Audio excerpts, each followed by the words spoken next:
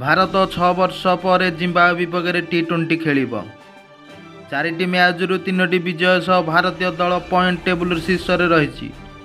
ସେମିଫାଇନାଲରେ ପହଞ୍ଚିବା ପାଇଁ ସେ ଏକ ବିଜୟ ଖୋଜୁଛନ୍ତି। ବର୍ଷା ହେତୁ ଟିମ୍ ଇଣ୍ଡିଆର ମ୍ୟାଚ୍ ବାତିଲ ହୋଇଗଲେ ମଧ୍ୟ 7 ପଏଣ୍ଟ ସହ ଟିମ୍ ଇଣ୍ଡିଆ ଆଗକୁ ବଢ଼ିବ। ଭାରତ ଜିମ୍ବାୱେ ମଧ୍ୟରେ ଟି20 ବିଶ୍ୱକପର 42ତମ ମ୍ୟାଚ୍ ରବିବାର ନଭେମ୍ବର 6 ମେଲବର୍ଣ୍ଣରେ ଖେଳାଯିବ। ଏହା ସୁପର 12 ରାଉଣ୍ଡର ଶେଷ ମ୍ୟାଚ୍ ହେବ। ଟି20 ବିଶ୍ୱକପ୍ ଇତିହାସରେ ପ୍ରଥମ ଥର ପାଇଁ ଉଭୟ ଦଳ ମୁହାଁମୁହିଁ ହେବେ। ଗୋଟିଏ ପଟେ ଭାରତୀୟ ଦଳ ଏହି ସମୟରେ ଉତ୍କୃଷ୍ଟ ଫର୍ମରେ ଦୌଡ଼ୁଥିବା ବେଳେ ଅନ୍ୟପଟେ ଜିମ୍ବାୱେ ଅପ୍ ଡାଉନ୍ କରିବାରେ ପାରଙ୍ଗମ।